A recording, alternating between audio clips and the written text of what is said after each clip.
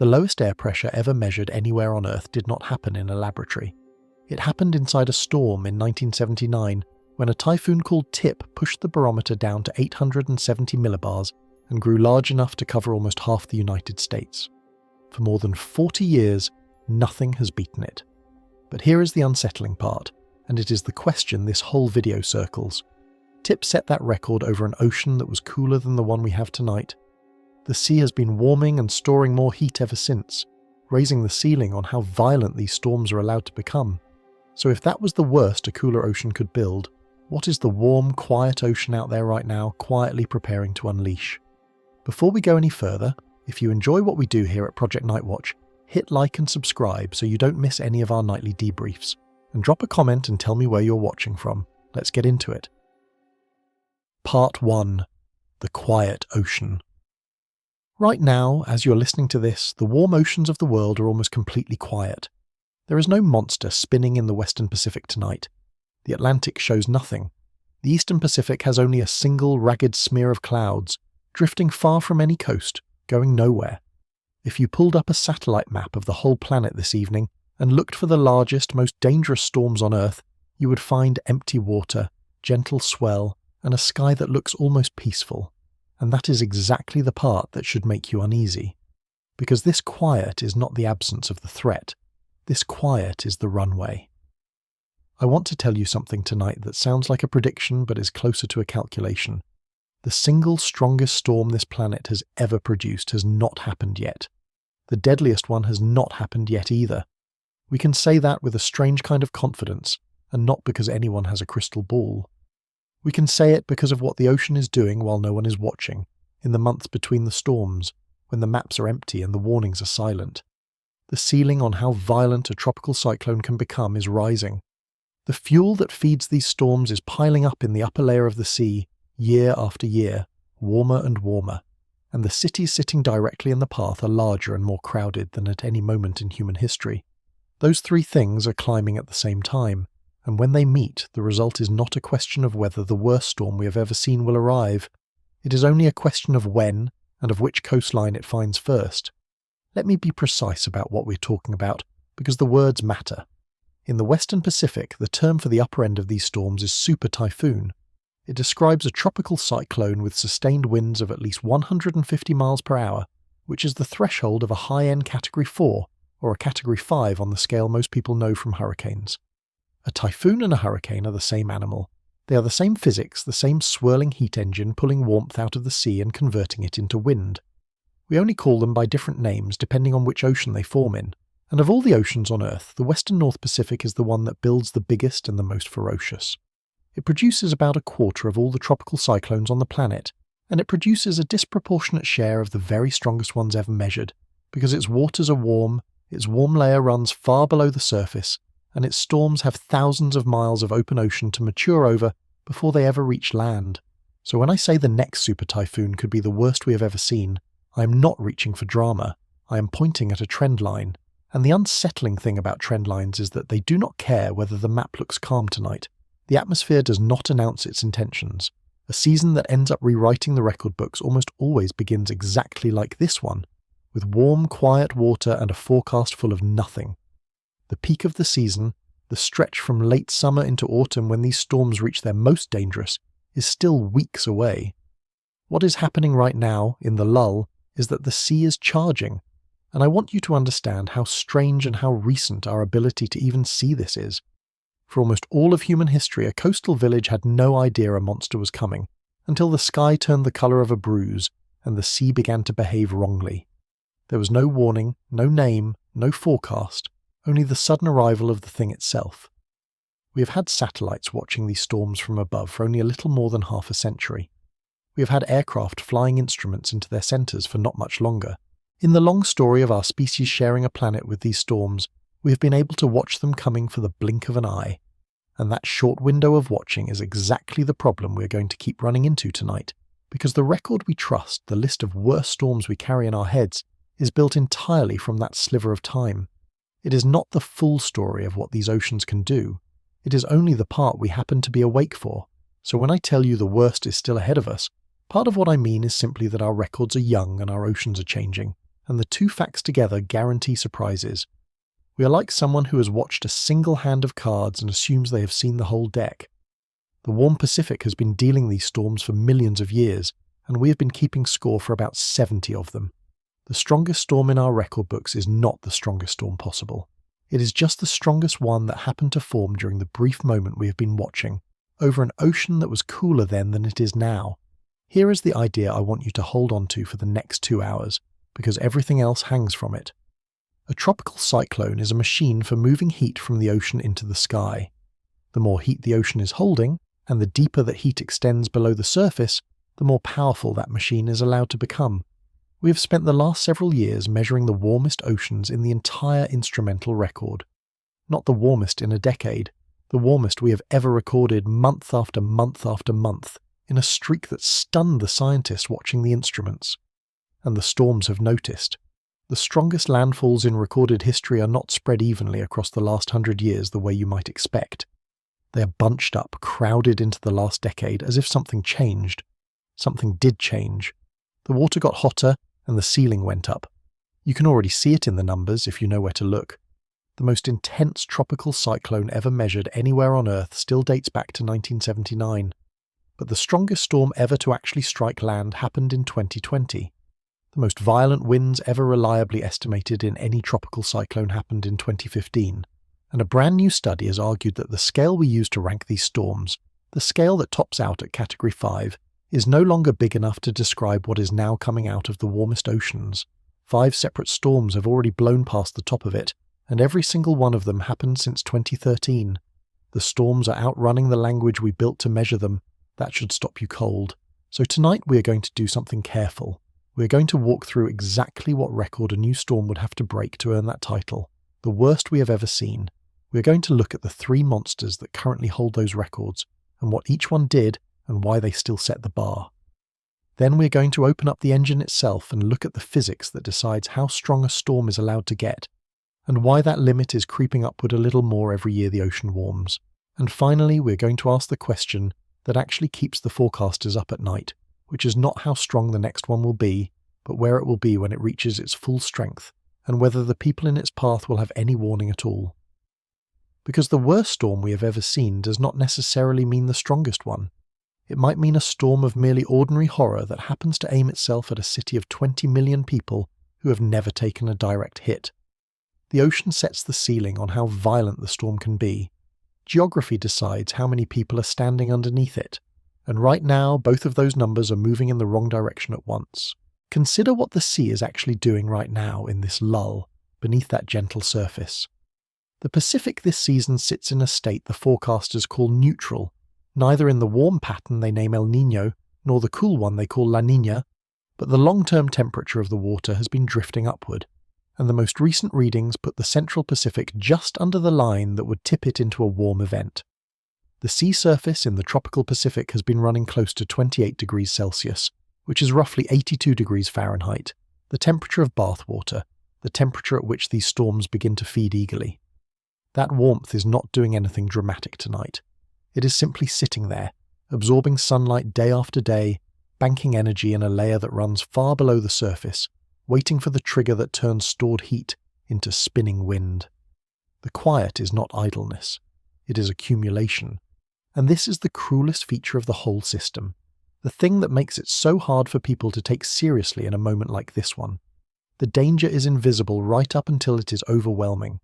You cannot look at a warm, flat sea and feel afraid of it.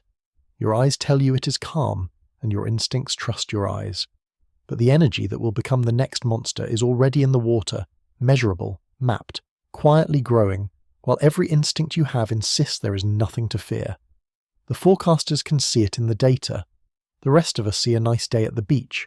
That gap between what the instruments know and what our senses tell us is where catastrophes are born, and we are going to come back to it again and again. So look at that calm ocean again. Picture the empty maps, the gentle water, the quiet that feels almost like safety. And then ask yourself the only question that matters in a lull like this one. What is the warm sea building out there, in the silence, while we are not looking? Because it is building something. It always is. And the answer to that question begins not with a forecast, but with a definition, and 3 storms that already showed us how far this can go. Part 2. What the worst even means. Before we can talk about a storm that breaks every record, we have to be honest about what the records actually are, because most people carry around a badly mistaken picture of how a typhoon kills and what makes one storm worse than another. The instinct is to reach straight for wind speed. We hear 190 miles per hour and we picture roofs torn off and trees flattened, and that is real. That happens. But wind is only one of the ways one of these storms can earn the title of the worst we have ever seen, and it is very often not the one that fills the graves. To understand why the next super typhoon could be the most destructive in history, you have to understand that there is more than one record to break, and they do not always break together. There is the meteorological record, which is the storm measured purely as a physical object. How low did the pressure at its centre fall? How fast did its winds blow? How enormous did it grow? These are the numbers that make a storm legendary among the people who study them. And then there is the human record, which is something else entirely. How many people did it kill? How much did it destroy? How many lives did it erase in an afternoon? And the cruel truth, the one this whole story turns on, is that those 2 records can come apart. The strongest storm ever measured might spin out its entire life over open water and kill no one.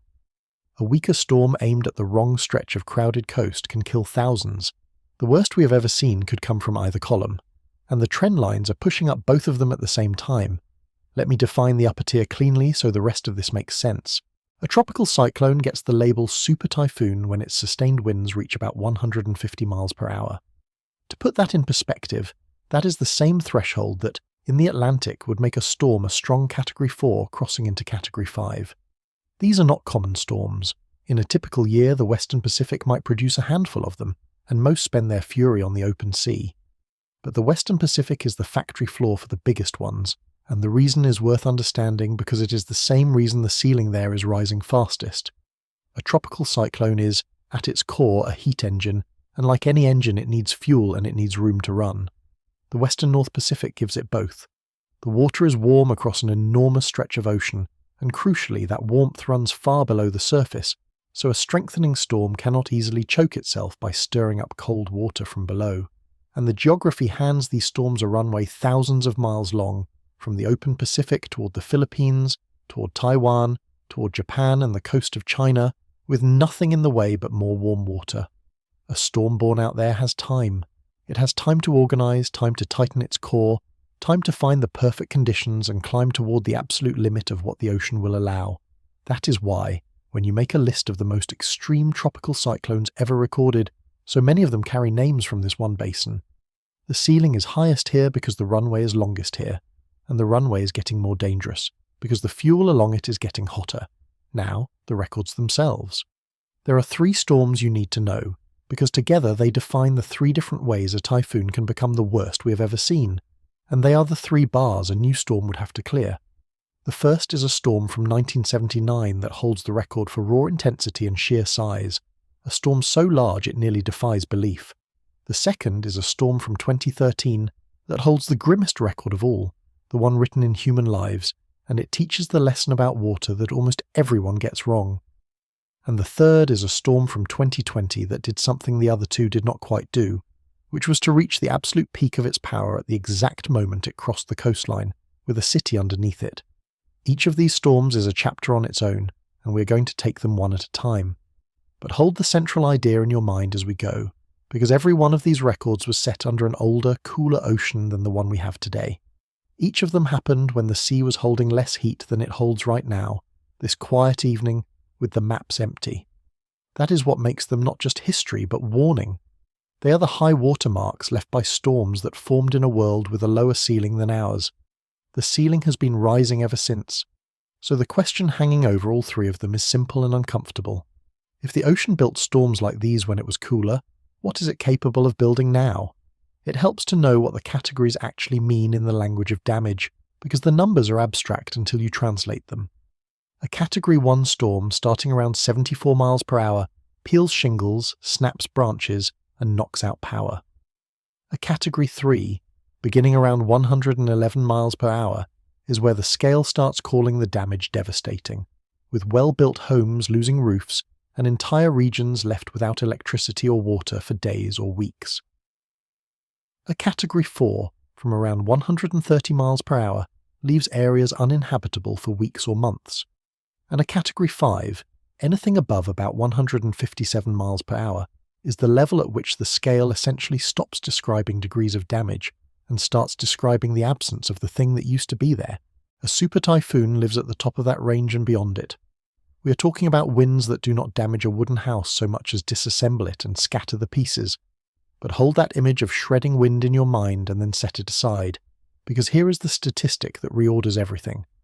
Across the long history of tropical cyclones, the great majority of the people who die in them are not killed by wind at all. They are killed by water. They drown. They drown in the storm surge, the mound of seawater the storm shoves ashore, and they drown in the fresh water flooding from the torrential rain. Wind writes the headlines and earns the category number, but water digs the graves. This is the single most important and most ignored fact about these storms, and it is why a storm's category, its wind rating, can be a deeply misleading measure of how many people it will kill. A storm can be downgraded a category or two, and still drive a catastrophic surge, still dump a drowning rain. The number on the map describes the wind. The number in the obituaries describes the water. Keep that gap in mind, because it is going to matter enormously when we talk about where the next great storm makes landfall. There is also a reason these upper-tier storms cluster in one part of the world, and it is worth a moment because it explains why the Western Pacific is the most likely birthplace of the worst we will ever see. To build a truly enormous storm, the ocean needs to offer three things at once.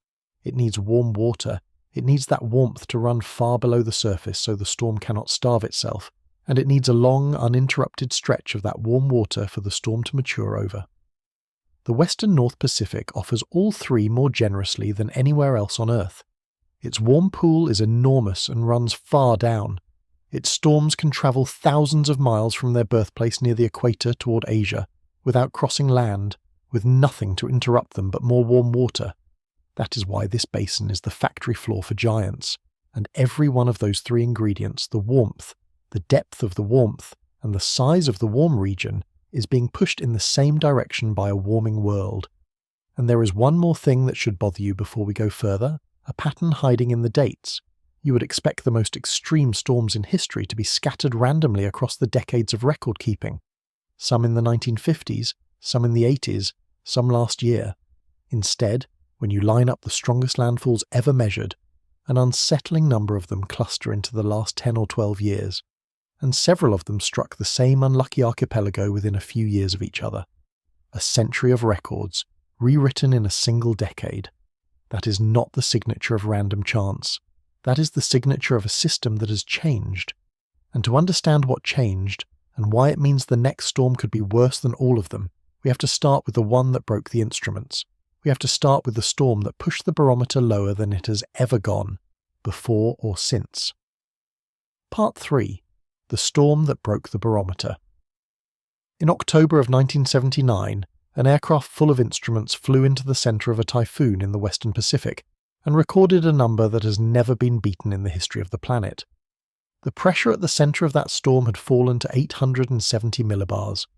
To understand why that number matters, you have to understand that in a tropical cyclone, low pressure is the engine's vacuum. The lower the pressure falls at the center, the harder the surrounding air is sucked inward, and the faster the winds scream around the core. 870 millibars is the lowest sea level pressure ever reliably measured anywhere on Earth, in any weather system ever. The storm's name was Tip, and nearly half a century later, nothing has come close to taking its crown. But the pressure was only the beginning of what made Tip almost impossible to believe. As the storm wound itself tighter, its central pressure fell by 92 millibars in roughly 2 days, a collapse so fast and so far that it sits at the outer edge of what the atmosphere is thought to be able to do. And as it intensified, it did something most storms never do. It grew. It grew until its circulation stretched across an area you have to see on a map to comprehend. From one side of its wind field to the other, measured about 1,380 miles. That is large enough to lay across nearly half of the continental United States in a single shadow. If you place the center of Tip over the middle of the country, its outer winds would have been brushing one coast while the far edge reached toward the other. It remains, to this day, the largest tropical cyclone ever recorded as well as the most intense. One storm held both titles at once. Its peak winds reached about 190 miles per hour. And here is the thing I need you to sit with, because it ties directly back to the idea at the centre of this whole story. Tip set the all-time record for intensity, and it did it in 1979, over an ocean that was meaningfully cooler than the ocean we have tonight. The fuel supply that Tip drew on to reach 870 millibars was thinner than the fuel supply sitting in the Western Pacific right now. The ceiling Tip climbed to was a lower ceiling than the one in place today, and it still produced the most intense storm ever measured. Let that rearrange your sense of what is possible.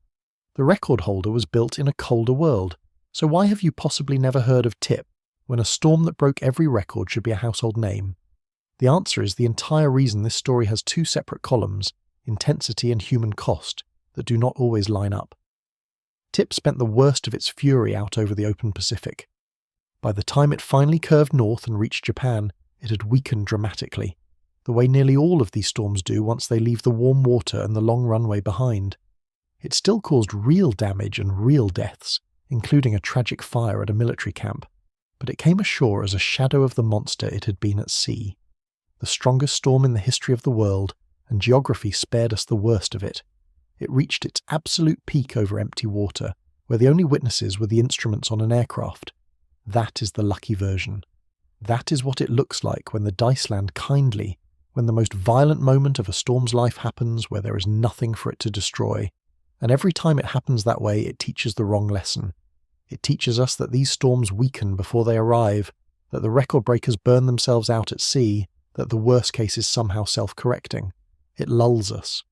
But the only reason Tip is remembered as a number instead of a catastrophe is the accident of where it happened to be when it peaked. Move that same storm a few hundred miles, change the timing by a day, and the most intense tropical cyclone in recorded history is crossing a coastline at full strength instead of fading over open water. That is not a comforting thought. That is the thought that should keep you listening. It is worth pausing on how we even know that number, 870 millibars, because it tells you something about how fragile our record really is. That measurement did not come from a satellite or a buoy. It came from human beings in an aircraft, part of a reconnaissance squadron, who flew straight into the centre of the most intense storm ever recorded and dropped instruments through it to read the pressure directly. Think about the strangeness of that. The single most extreme weather measurement in the history of the planet exists because a crew flew into the thing to take it. And it raises an uncomfortable question. How many storms over the open ocean, in the decades before and since, reached comparable depths without an aircraft happening to be there to measure them? The ocean does not record its own record breakers. We only know about the ones we managed to fly into or photograph from orbit.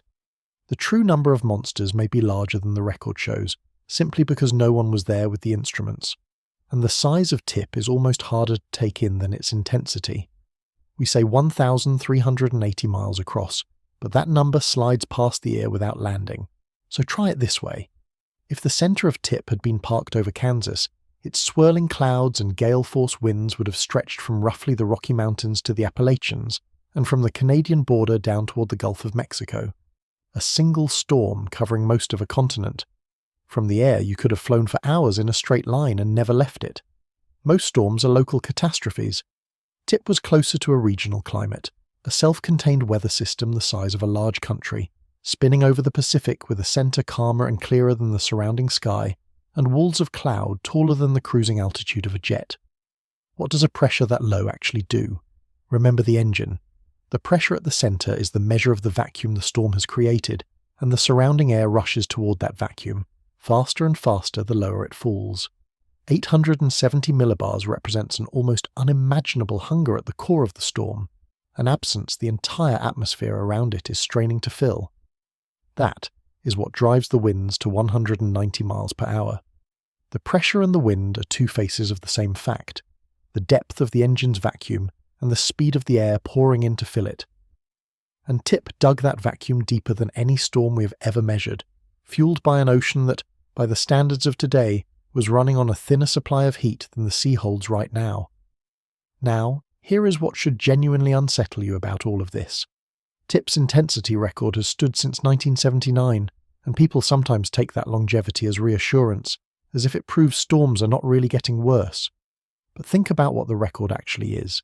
It is the single most extreme value our brief, incomplete observation has ever captured, set under a cooler ocean, measured only because an aircraft happened to be in the right place. It is not a ceiling the atmosphere cannot exceed. It is a high water mark left by one storm, in one place, on one day, decades ago. And the sea that produced it has been warming ever since. Because here is the question Tip leaves us with, the one that connects directly to the warm, quiet ocean we started with tonight. If the all-time intensity record was set in 1979, under a cooler sea, and if the ocean has been warming and storing more heat in the decades since, then the ceiling Tip reached is no longer the ceiling. The limit has moved up. So somewhere in the physics of the warmer ocean we live with now, there is a storm allowed to be even more intense than Tip. It has not formed yet. Or maybe it has begun to, and we have simply been lucky, the way we were lucky with Tip that its worst moment keeps landing over empty water. Luck is not a plan, and the next storm we are going to look at is what happens when the luck runs out, when the peak and the coastline arrive at the same place, at the same time, over a city that never stood a chance. Part 4. The Wall of Water. On the 8th of November 2013, a super typhoon known to the world as Haiyan, and to the people who lived through it as Yolanda, came ashore in the central Philippines with sustained winds estimated at about 195 miles per hour. At that moment it was, by wind speed, very likely the most powerful tropical cyclone ever to make landfall in recorded history, a record it would hold for several years. But the wind is not what killed most of the people who died that morning. To understand Haiyan, and to understand why the next super typhoon could be even deadlier, you have to let go of the idea that these storms kill mainly with wind. The thing that came for Tacloban was not air, it was water. When a tropical cyclone approaches a coast, its winds and its low pressure shove an enormous mound of seawater ahead of it, piling the ocean up against the land. This is the storm surge, and it is, by a wide margin, the deadliest thing a typhoon brings. As Haiyan drove toward the city of Tacloban, the geography did something cruel. The coastline there funnels into a narrowing bay, and as the surge was pushed into that shrinking space, it had nowhere to go but up. The water rose to an estimated 7.5 meters in places, which is around 25 feet, a wall of seawater higher than a 2-story house, moving inland with the force of the entire ocean behind it. It swept through a densely populated city in minutes. It lifted ships and carried them blocks inland to rest on top of houses. It collapsed buildings, tore people from the places they were sheltering and dragged them out to sea. Survivors described water that rose faster than a person could run, in neighborhoods where many had stayed precisely because they associated the danger of a typhoon with wind, and believed a sturdy roof would be enough. The official toll recorded roughly 6,300 people killed, with more than 1,000 others, 1,062, never found. In a single city, more than 12,000 structures were destroyed. Haiyan became the deadliest typhoon in the modern history of the Philippines, and one of the deadliest tropical cyclones anywhere in the world in decades. And almost all of that death came from the water, not the wind. This is the lesson that the warm, quiet ocean tonight is quietly preparing to teach again somewhere else, because storm surge scales with the strength and size of the storm, and the strength and size of these storms is exactly what is rising. There is a detail about Haiyan that almost no one knows, and it is the one that should disturb us most, because it speaks directly to how short our memory is. Nearly the same stretch of coastline had been devastated by a comparable storm surge once before, generations earlier, in 1897. A study published years after Haiyan documented that the catastrophe of 2013 was, in a sense, a repeat performance on the same vulnerable shore. The water had come for that coast before. The warning was written into the history of the place itself. But the storm of 1897 had faded out of living memory, out of the stories people told, out of the decisions people made about where to build and whether to flee. And so, when the water came again, it came as a surprise to almost everyone in its path, even though the land itself had already shown what it was capable of. That is the trap we keep walking into, and it connects straight back to the central thread of tonight. We measure the danger of a place by what we personally remember happening there, not by what the physics and the history say is possible. We anchor on the storms that have struck populated coasts within living memory, and we quietly assume the near misses and the forgotten disasters do not count. But the ocean does not keep our calendar. It does not care which catastrophes we have chosen to remember.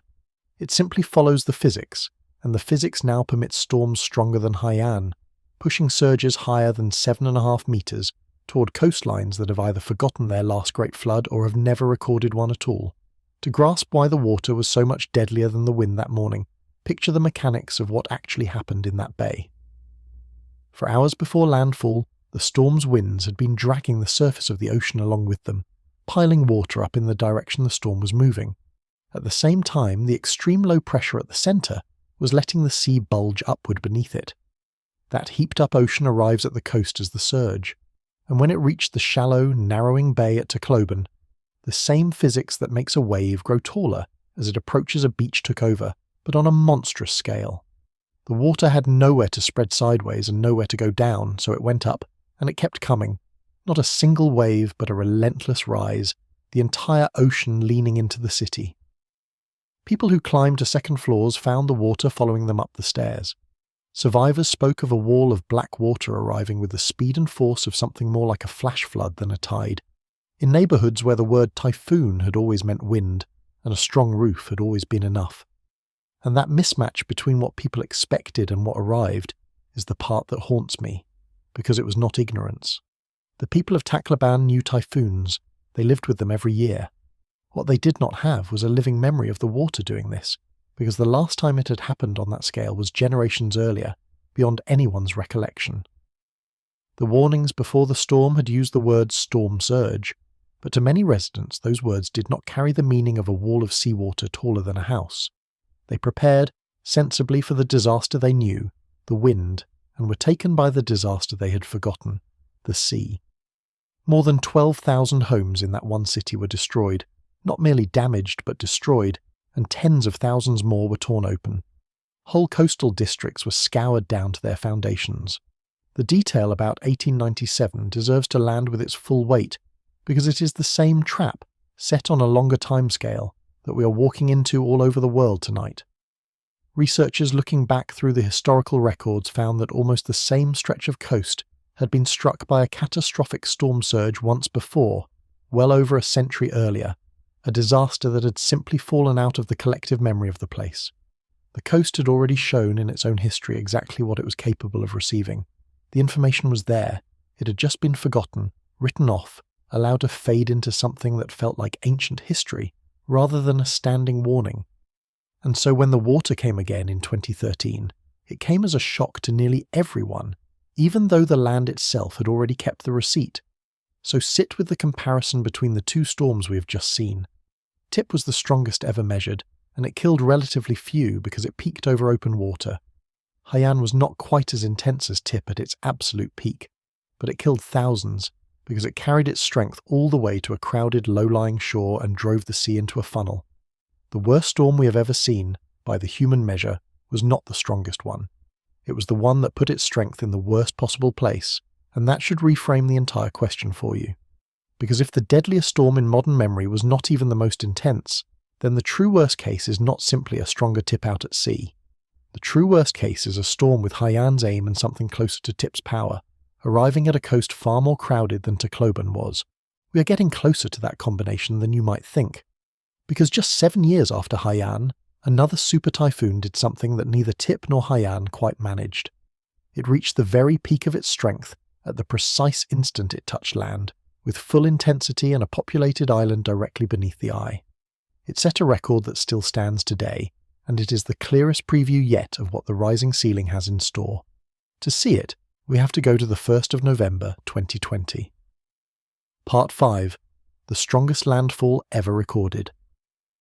On the 1st of November 2020, Super Typhoon Goni, called Rolly in the Philippines, slammed into the island of Catanduanes with estimated sustained winds of 195 miles per hour and a central pressure of about 884 millibars. That makes Goni the most intense tropical cyclone landfall ever recorded anywhere on Earth. Not the strongest storm ever measured at sea, where Tip still holds the crown. The strongest one ever measured at the moment it actually hit land. And that distinction is the whole point, because it is the difference between a record that lives in a textbook and a record that lands on people. Think about what Tip taught us, and what Haiyan taught us, and then watch Goni close the gap between them. Tip reached its peak over open ocean and weakened before it touched anyone. Haiyan carried tremendous strength to the coast, but had passed just slightly off its absolute peak by landfall. Goni did neither of those merciful things. Goni held its maximum strength all the way to the coastline and made landfall at full power, at the very top of its life, with an inhabited island directly under the eye wall. This is the scenario the other two storms only flirted with. It is the worst geometry there is, a storm that does not weaken on approach and does not peak too early, but instead saves its most violent moment for the exact instant it reaches the land. And it happened. It is not hypothetical. It is in the record books, dated the 1st of November 2020. The Philippines, by a combination of brutal luck and genuine preparation, avoided a death toll on the scale of Haiyan that day. The island that took the direct hit is less densely populated than the corridor Haiyan funneled its surge into. Hundreds of thousands of people were evacuated in advance, and the storm crossed the islands relatively quickly.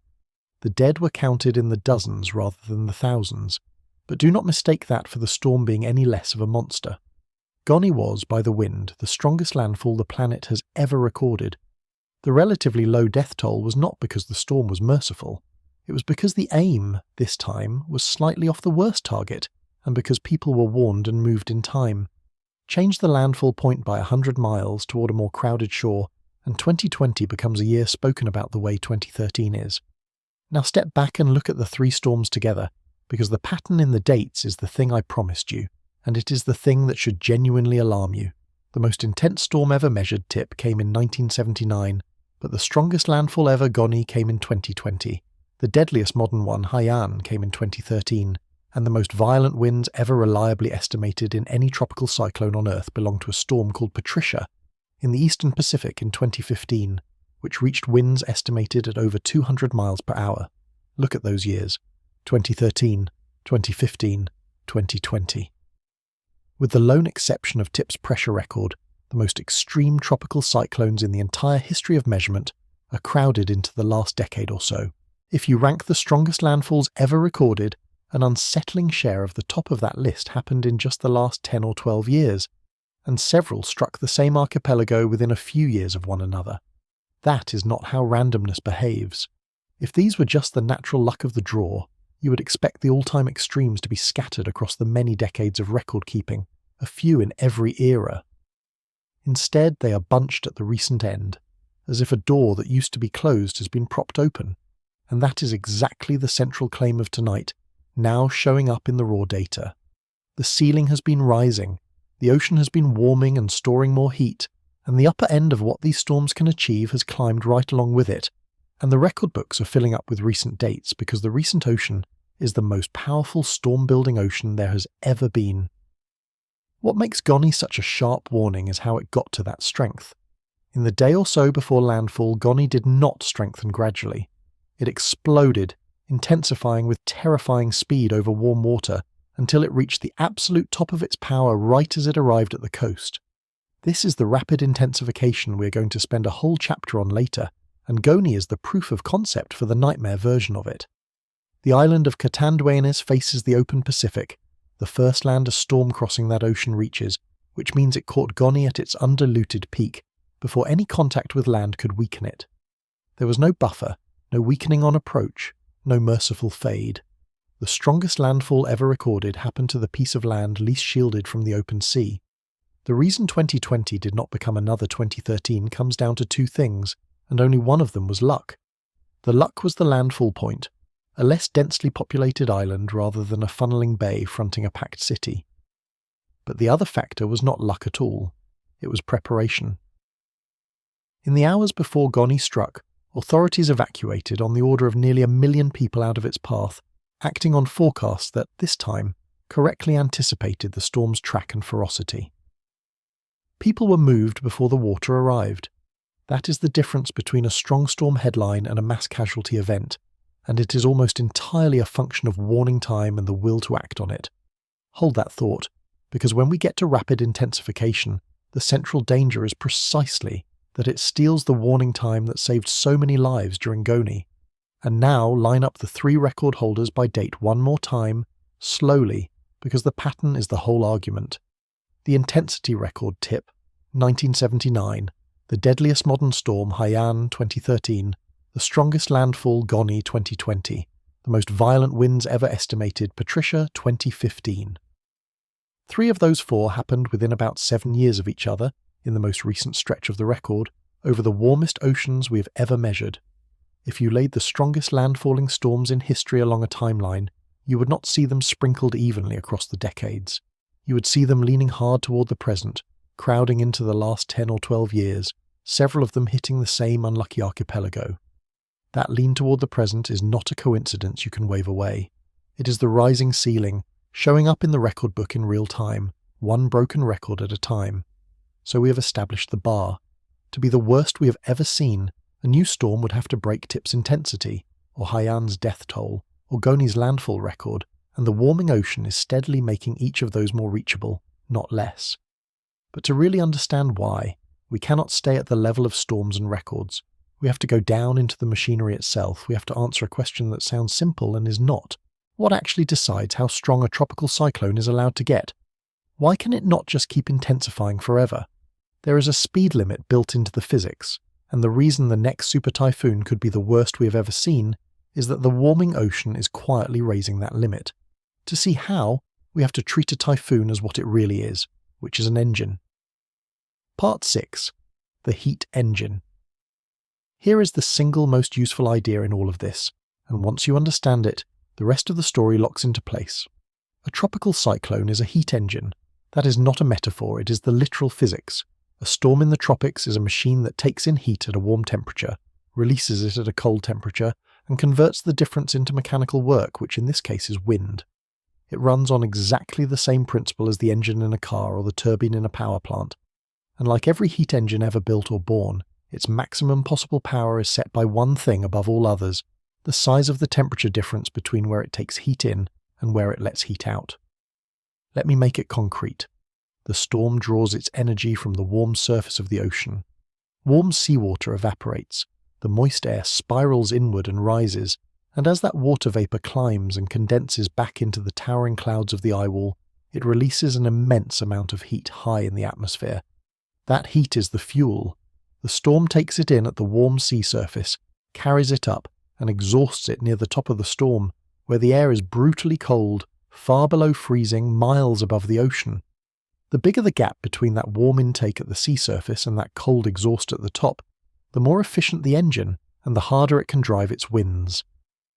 This is the principle a scientist named Kerry Emanuel formalized back in 1986, and it gave us something precious. It gave us a way to calculate for any patch of ocean on any given day the theoretical maximum intensity a storm there could possibly reach, the absolute speed limit, the ceiling, and now you can see exactly where this is going. What happens to that speed limit when you warm the surface of the ocean? You widen the temperature gap. The intake gets hotter while the exhaust at the top of the storm stays roughly the same, or even warms more slowly. The difference grows, and as the difference grows, the ceiling rises. A warmer ocean is, quite literally and quite measurably, an ocean that permits stronger storms. This is not a controversial claim or a matter of opinion. It falls directly out of the thermodynamics of a heat engine, the same physics that governs every engine humanity has ever built. Warm the intake, and you raise the maximum power. We have been warming the intake for decades. The ceiling has been climbing the entire time. The analysis behind a recent proposal to extend the hurricane scale put a number on it, and the number is sobering. For the strongest storms, peak wind speed rises by roughly 12% for every degree Celsius the relevant ocean warms. 12% on the wind might not sound like a catastrophe at first, but here is the part that turns it into one. The destructive power of wind does not rise in step with the wind speed. It rises with roughly the cube of it. Cube means you multiply the increase by itself 3 times. So a 12% increase in wind speed does not mean a 12% stronger storm. It works out to something far closer to a 40% jump in raw destructive force. A modest-sounding bump in the number we put on the map becomes a dramatic leap in the storm's ability to flatten what it hits. To make that concrete, picture 2 storms side by side. One arrives with winds of 150 miles per hour. The other, fed by an ocean just 1 degree warmer, arrives about 12% stronger at roughly 168 miles per hour. On a map, on a news graphic, Those two storms look almost like siblings, perhaps a single category apart. But because the force the wind exerts climbs with the cube of its speed, the second storm is not 12% more destructive. It is something closer to 40% more destructive. The pressure it presses against every wall, every roof, every window is far higher. Debris the first storm would merely shove along the ground. The second storm hurls through the air as a projectile. A building engineered to survive the first storm can come apart under the second. That is what a single degree of ocean warming can do at the top of the scale, and it is almost entirely hidden if you watch only the wind number, because the wind creeps up gently while the destruction leaps. Now extend that logic to the record breakers. The storm that finally exceeds Tip, or arrives at a coast stronger than Goni, will not announce itself as dramatically more powerful in the way the public reads power, as a slightly higher wind number, but the damage it does, the surge it drives, the structures it erases, will outrun the modest-looking increase in its winds by a wide margin. This is the quiet trap built into the way we talk about these storms.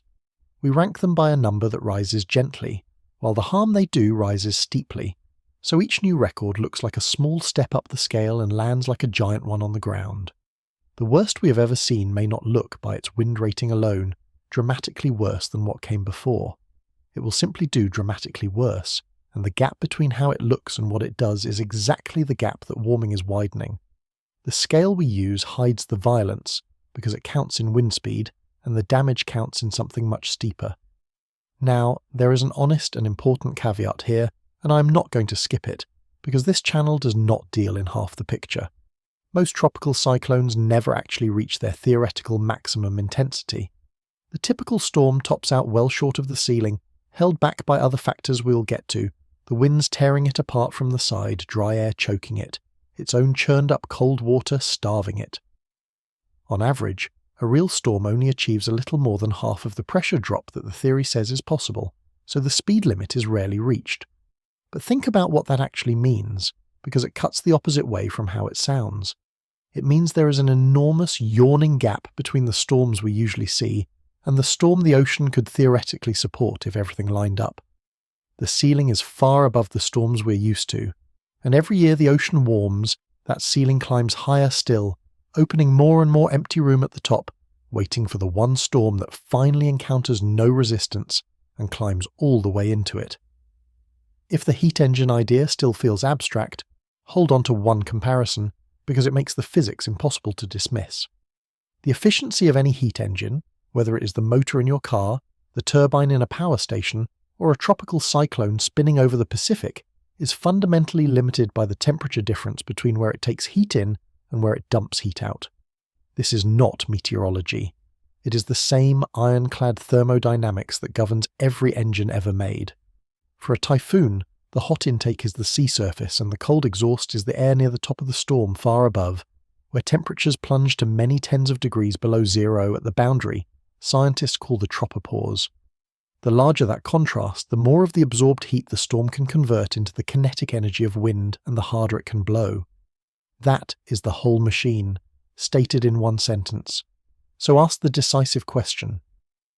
When we warm the planet, what happens to that crucial temperature contrast? The sea surface, the intake, warms steadily and measurably. The top of the storm, the exhaust, warms much more slowly, and in some respects the relevant upper levels can even stay roughly fixed or cool. So the gap between intake and exhaust widens, and a wider gap means a more efficient engine, which means a higher speed limit on the wind. This is why the conclusion is so robust, and why you will not find serious scientists arguing about the basic direction of it. You do not have to believe a model or trust a projection.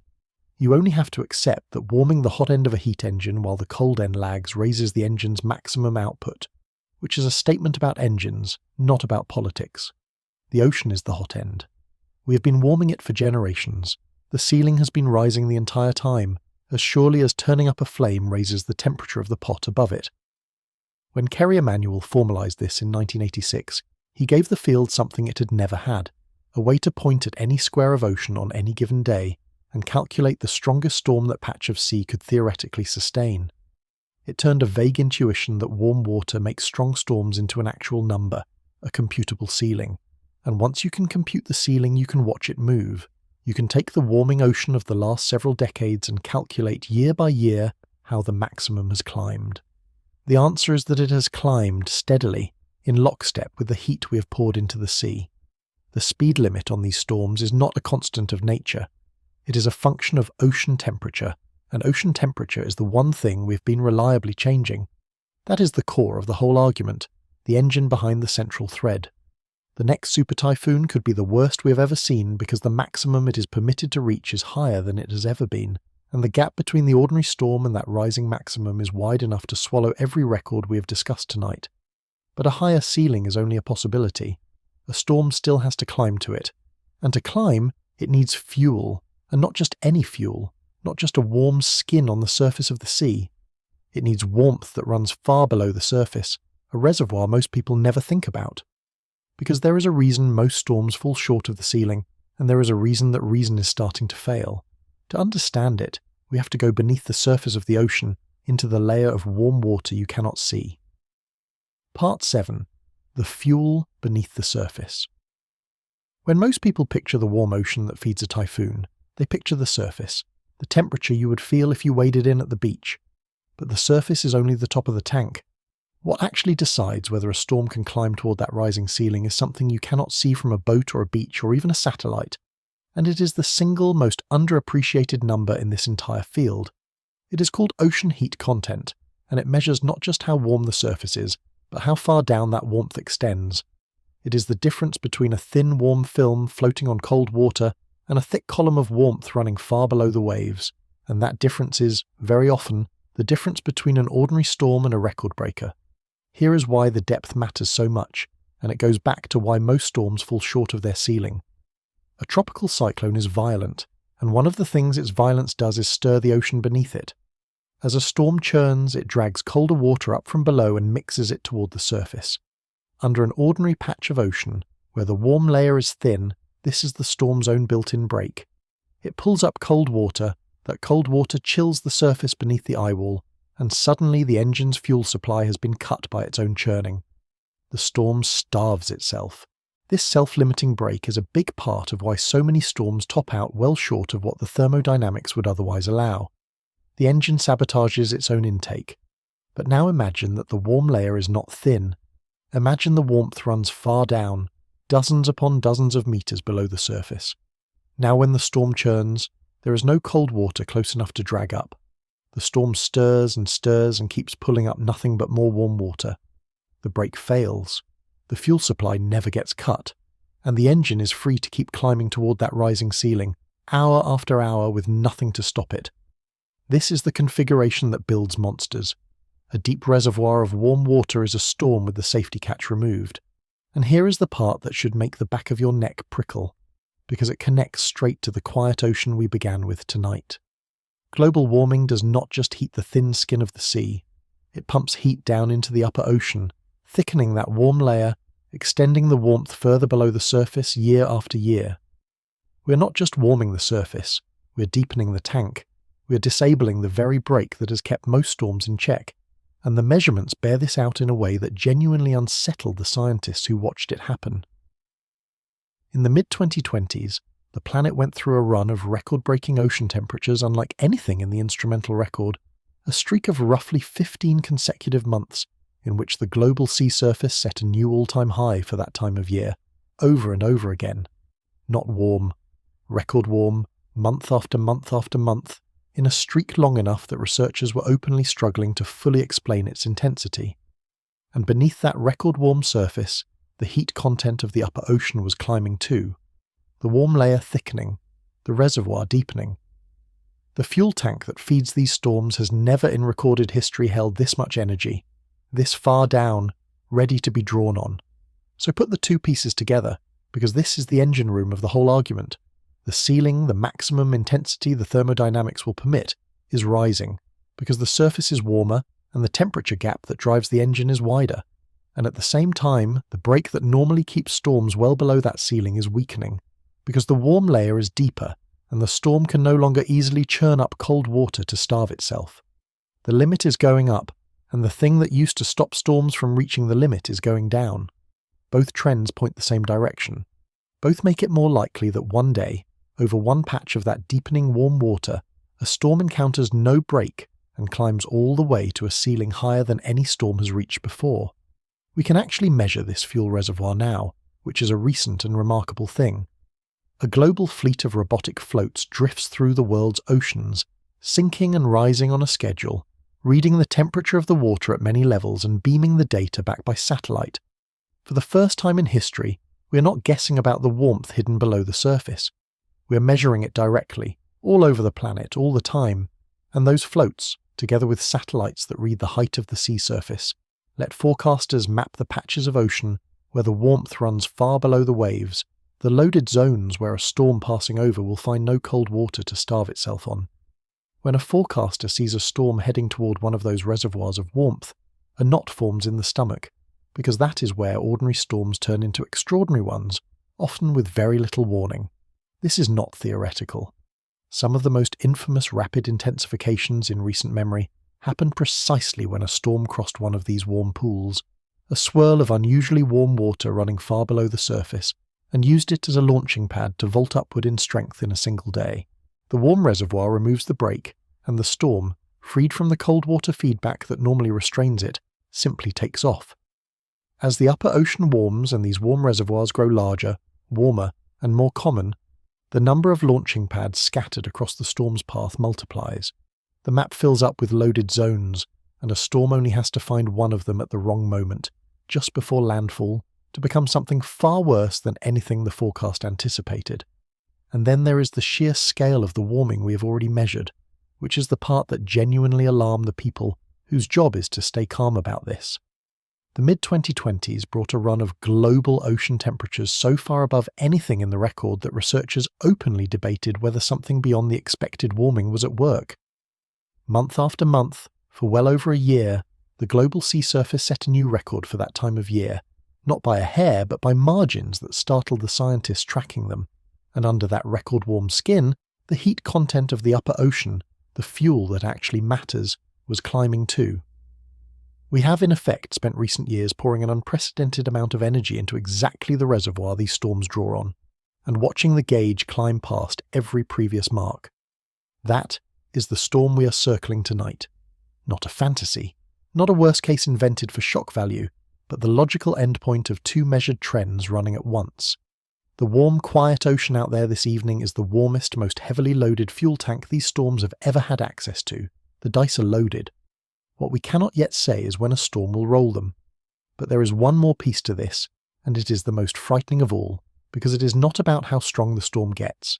It is about how fast it gets there, and whether anyone on the coast below will have time to run. Because a deep, warm ocean does not just build stronger storms, it builds faster ones, and speed, it turns out, is the part that kills. Part 8. The explosion. There is a phrase forecasters use that should probably frighten the public more than it does, and that phrase is rapid intensification. It has a precise definition.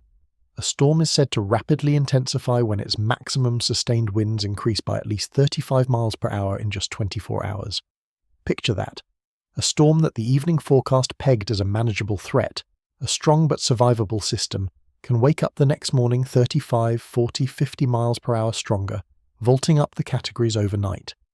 And the same warm, deep ocean that raises the ceiling and disables the brake is also the perfect environment for this kind of explosive overnight strengthening. The deeper the warm layer, the more uninterrupted fuel the storm has to throw itself upward, as fast as the physics will allow. Why does this matter more than almost anything else in this story? Because of timing. A storm that strengthens slowly and steadily is a storm you can forecast, warn for, and evacuate ahead of. The category it will be at landfall is roughly the category it is days out, and there is time to move people. But a storm that rapidly intensifies in the final hours before it reaches the coast is the emergency manager's nightmare scenario made real. The community prepared for the storm in yesterday's forecast. They boarded up for a Category 2 and went to bed, and a Category 4 comes ashore while they sleep. The warning, the evacuation, the mental picture everyone had, all of it was calibrated to a weaker storm that no longer exists. The gap between the storm people prepared for and the storm that actually arrives is measured in lives, and the research on this is not reassuring, it is alarming. Studies published in recent years have found that rapid intensification is, on average, about 50% more likely when a storm passes over a marine heatwave, a patch of ocean running anomalously, dangerously warm. The same work found that roughly 70% of hurricanes between 1950 and 2022 were influenced by marine heatwaves in some way, and that of the costliest tropical cyclones to strike the United States since 1980, the billion-dollar disasters, around 70% of them underwent rapid intensification before landfall. Read that again. The most expensive, most destructive storms are overwhelmingly the ones that explode in strength on their final approach. Rapid intensification is not a curiosity at the edge of the data. It is the signature of the storms that do the most damage, and it is becoming more common as the ocean warms, because the warming ocean is precisely the fuel these explosive episodes feed on. This is where the rising ceiling stops being an abstract line on a physicist's chart and becomes a direct threat to your ability to get out of the way. It is one thing for the maximum possible intensity to climb. It is another, far more dangerous thing for storms to be able to sprint toward that maximum in a single day, faster than the warnings can keep up, faster than a city can empty its coastline. The two dangers compound each other. The ceiling is higher, and the climb to it is faster.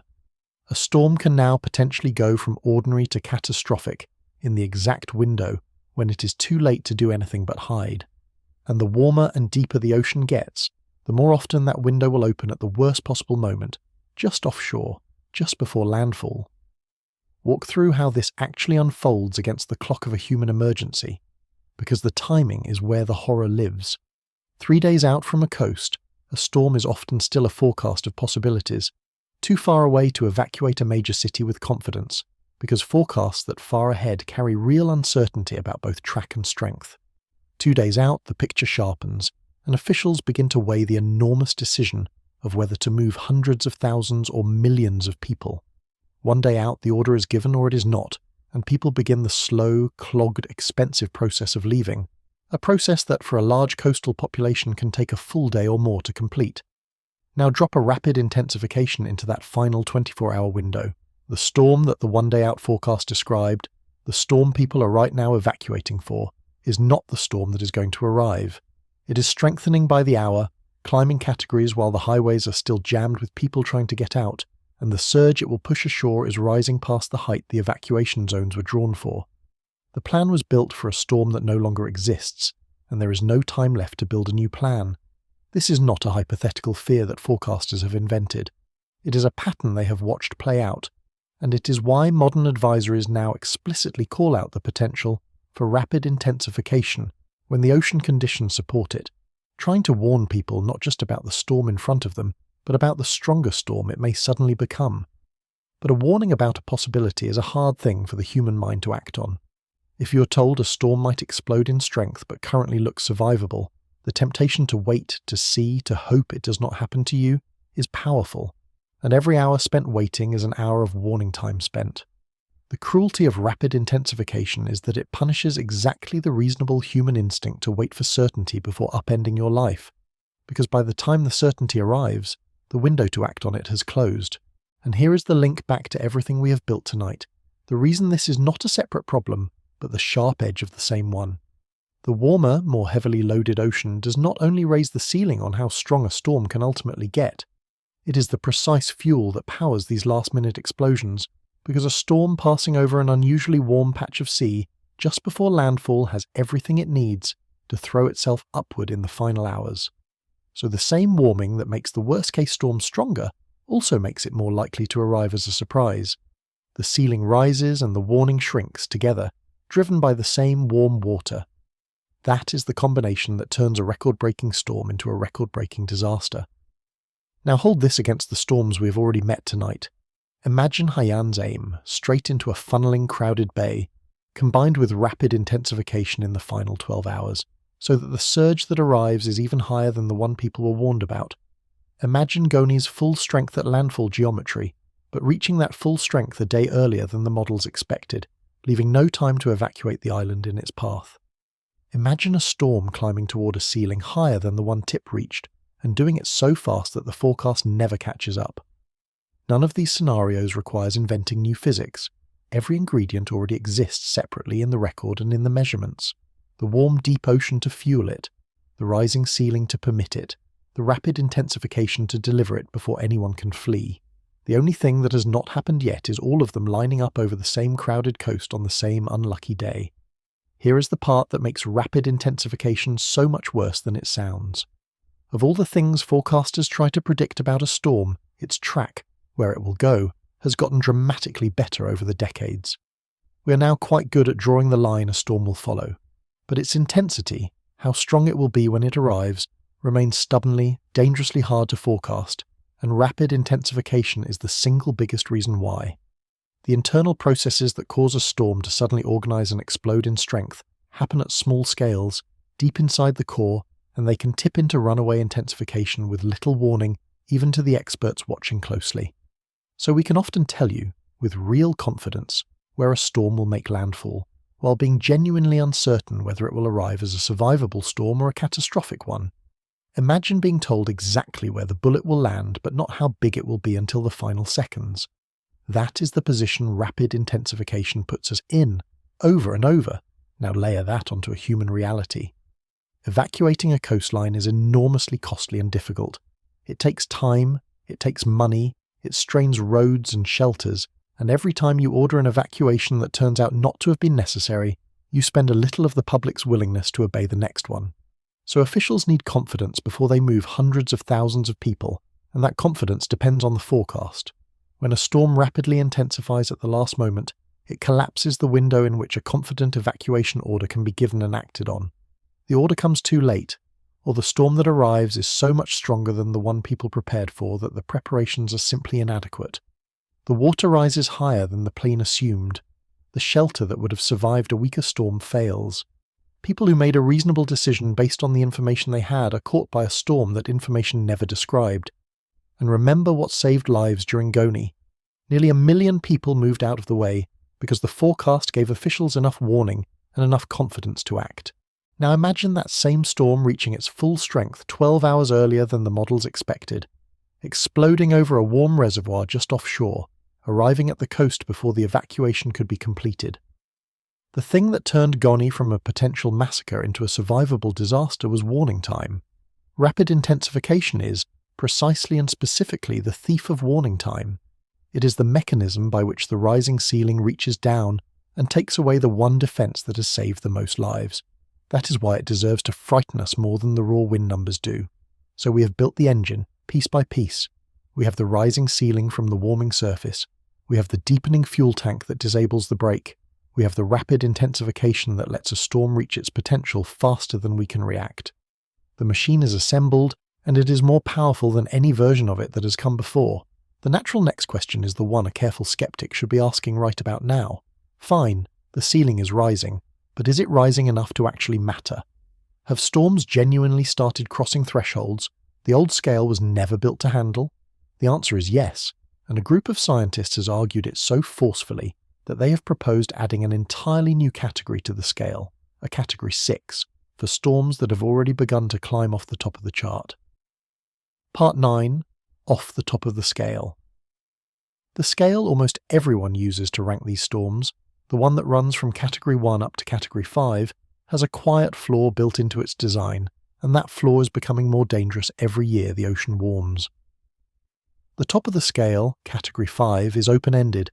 It begins at about 157 miles per hour, and then it simply never stops. A storm with winds of 160 miles per hour is a category 5. So is a storm with winds of 200 miles per hour, even though the second storm is in a completely different universe of destructive power. The scale lumps them together. When the strongest category has no ceiling, it stops being able to warn you about the truly extreme storms, the ones at the very top, because it calls them by the same name as storms far weaker. And in a warming world that is manufacturing more and more of those top-end storms, that blind spot at the top of the scale is exactly the wrong place to be blind. In 2024, two climate scientists, Michael Weiner and James Cossin, published a study in a major scientific journal arguing that the open-ended Category 5 is no longer good enough to communicate the risk, and they proposed a hypothetical Category 6 for storms with winds above 192 miles per hour. And then they did the thing that turns a proposal into a warning. They went back through the records and asked how many storms had already crossed that line. The answer was 5. 5 storms had already reached what would be Category 6 intensity, and every single one of them had occurred recently, all of them since 2013, not one of them in the 1970s or 80s or 90s, all of them clustered in the most recent stretch of years, in the warmest oceans we have ever measured. The most intense of the 5 was Hurricane Patricia, in the eastern Pacific in 2015, which reached winds estimated at over 200 miles per hour, the most violent tropical cyclone winds ever reliably estimated on Earth. Notice what this is telling you, because it is the central thread of tonight made undeniable. These are not projections about some distant, warmer future. These are storms that have already happened, in the ocean we already have. The ceiling has not just risen in theory. Storms have already climbed through the place where the old scale ran out of room, and they have done it again and again in the span of a single decade. The scientists are not warning that Category 6 storms might come someday. They are pointing out that Category 6 storms have already arrived, and that we have simply been filing them under Category 5 because we never built a box big enough to hold them. And then the same study looked forward, and the forward look is where it becomes a story about the next storm rather than the last one. Using the relationship between ocean warmth and storm intensity, they estimated that if the world warms to about 2 degrees Celsius above its pre-industrial baseline, a level that current trajectories could reach by around the middle of this century, the risk of one of these Category 6 storms in a place like the Gulf of Mexico would roughly double. Double. Not edge up by a few percent. Double. The most extreme storms, the ones off the top of the chart, are precisely the ones that the warming ocean multiplies fastest because of that brutal arithmetic we covered earlier. The 12% more wind for every degree of warming, magnified into something like 40% more destructive power by the cube law. The very top of the distribution, the record-breaking tail, is the part that climbs the fastest. And the record-breaking tail is exactly where the worst we have ever seen will come from. I want to be fair and precise here, because the honest version of this story is more persuasive than the exaggerated one, and this channel deals in the honest version. The total number of tropical cyclones per year is not clearly rising. It may even be drifting slightly downward. If someone tells you we are simply getting more and more storms every year, the data does not cleanly support that, and you should be skeptical. But that is not the claim, and it never was. The claim is about the tail. It is about the strongest storms getting stronger, the proportion of storms reaching the most violent categories creeping upward, the rapid intensification growing more common, and the rain per storm increasing as the storms slow down. The danger is not spreading evenly across all storms. It is concentrating, sharpening, piling up in the most extreme cases, and the most extreme case is the one that becomes the worst we have ever seen. It is worth understanding where our scale came from, because its flaw was reasonable when it was built and has only become dangerous as the world warmed. The familiar 1 to 5 scale was devised in the early 1970s by an engineer and a meteorologist who wanted a simple way to communicate the damage potential of a storm to the public. At the time, capping it at Category 5 made perfect sense, because storms of that intensity were rare enough that finer distinctions at the top seemed unnecessary. Nobody designing that scale half a century ago expected to be regularly producing storms that would blow past the top of it. The scale was built for the ocean of the 1970s. We are living with the ocean of today, and the ocean of today is making storms the old scale was never meant to describe. Look closely at the 5 storms that have already crossed the proposed Category 6 line, because their fingerprints tell the whole story. Every one of them occurred since 2013. Every one of them formed over the warmest waters on the planet, in the Western Pacific and the neighbouring seas around it, or in the case of the most extreme, the warm Eastern Pacific. The most violent of them, Hurricane Patricia in October of 2015, reached estimated winds north of 200 miles per hour off the coast of Mexico, the most powerful tropical cyclone winds ever reliably estimated anywhere. Patricia weakened before its centre reached land, sparing a catastrophe, which is the only reason it is remembered as an astonishing measurement rather than an unspeakable disaster. The same lucky geometry that spared us the worst of Tip. But the point stands. The winds are now reaching speeds that, a generation ago, the scale's designers did not think they would need a box for. And the projection attached to all this is the part that turns history into warning.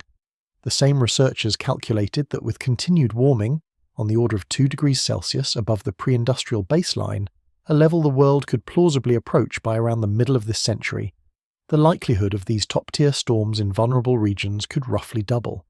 The reason traces straight back to the cube law we discussed. Because destructive power climbs so steeply with wind speed, and because the warming pushes the strongest storms hardest, the rarest and most violent events are precisely the ones that multiply fastest. The middle of the distribution barely moves. The extreme tail, the record-breaking end, the part that produces the worst we have ever seen, is where the warming concentrates its effect. We are not nudging the average storm, we are stretching the worst case, so the scale itself is now an argument for the thesis. We are producing storms that have outgrown the chart we built to measure them, and we are producing them more and more often, all crowded into the warmest decade on record. The ceiling is not a line on a graph anymore, it is a place real storms have already visited. But everything we have said so far still anchors on the storms that have actually struck somewhere, the ones with names and dates and death tolls. And that anchoring, it turns out, is its own kind of blindness, because it leaves out the most disturbing storms of all, not the ones that have happened, but the ones that have not happened yet and absolutely could, in places that believe wrongly that they are safe. Scientists have a name for those storms. They call them grey swans. Part 10. The Grey Swan. There is a category of catastrophe that is more unsettling than anything in the record books, precisely because it is not in the record books. It is the disaster that has never happened, that the entire historical record would tell you is impossible, but that the physics says is entirely allowed. Scientists call these grey swan events. A black swan is something genuinely unforeseeable. A grey swan is different and worse, because it is foreseeable. We can see it coming with the tools of physics, even though it has never once appeared in our records, and even though everyone living in its path is certain it cannot happen to them. And when it comes to tropical cyclones, the grey swan is the storm that strikes a coast that has no history of such a thing, and therefore no memory, no preparation, and no fear. In 2015, the same Kerry Emanuel whose heat engine theory gave us the ceiling, working with a scientist named Ning Lin, set out to hunt these storms before they happened. They could not rely on the historical record, because the whole point of a grey swan is that it is absent from the record. So they did something clever. They built a high-resolution storm model and nested it inside a climate model, and then they ran it not a handful of times, but enough times to generate tens of thousands of synthetic storms, far more storms than the brief human record could ever contain. In effect, they let the physics play out thousands of possible histories to reveal the catastrophes that are physically permitted but have simply not happened to occur during the short window we have been keeping records. And the storms that emerged from those thousands of simulations were genuinely chilling because of where they struck. They found a serious, physically real risk of a tropical cyclone in the Persian Gulf, a place where a tropical cyclone has never been recorded in the entire history of observation.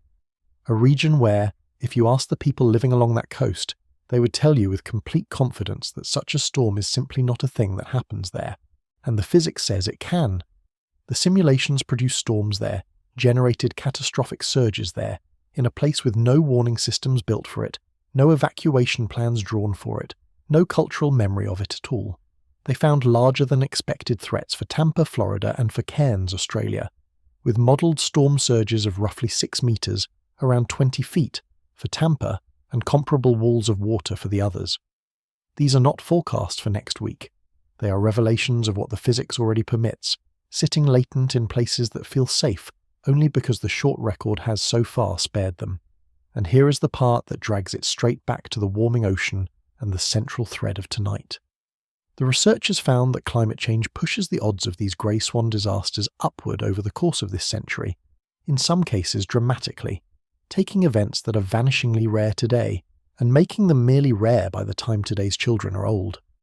A warming ocean does not just make the storms that already happen stronger. It expands the map of where the unprecedented becomes possible. It takes coastlines that have always been spared and quietly moves them into the zone of risk, often without anyone living there having the faintest idea that the ground beneath their feet has changed its odds.